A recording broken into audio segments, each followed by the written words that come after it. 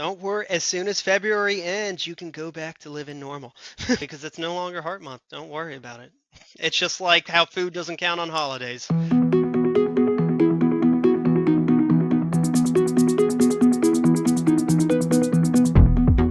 Hello, my name's Alan Easterwood. I am an Echo Tech for Atlas MedStaff, and I do travel work around the country. Right now, I'm currently in California, in Oakland, California, where it is 60 degrees in February, and it is American Heart Month.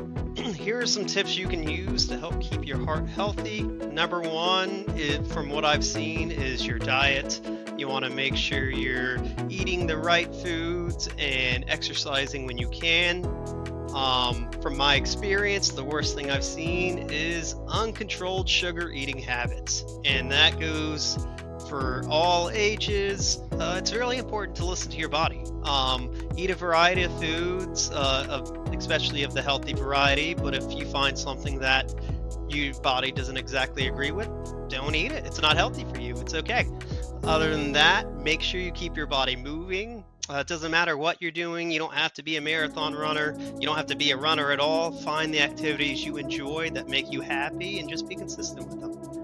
Go play basketball. Go on a hike. Doesn't matter. Just keep moving. I personally think you should be active at least 3 days with something that kind of gets you in that slightly uncomfortable state. It doesn't have to be extremely uncomfortable, but you need at least 3 days of 30 minutes to an hour of being right around that uncomfortable state, and eventually it becomes comfortable.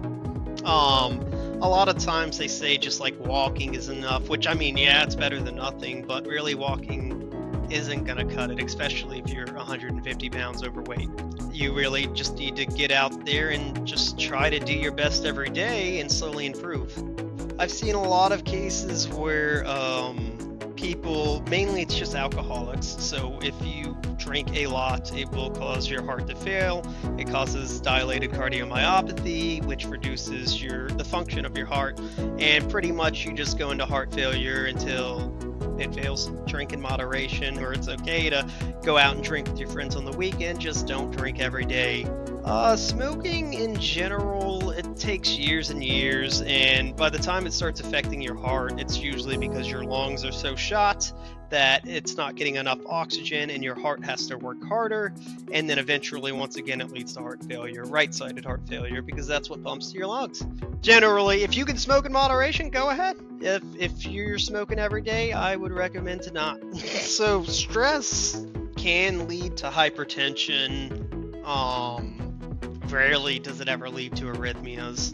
There is a such thing called broken heart syndrome, and that is from an acute stress event, which generally it's associated with someone's spouse is dying, and it actually does cause, it's almost like a heart attack at the very tip of your heart. It's called Takotsubo's, or broken heart syndrome, and that is an acute stress event that will lead you in the hospital. It's called Takotsubo's because that's the name of a Japanese octopus trap, and that is how your heart looks. It's the way the trap is shaped, your heart becomes that shape. The last tips I have for you at the end of Heart Month is to just stay active, find the hobbies you enjoy, and eat healthy. You only have one heart. Don't f*** it up.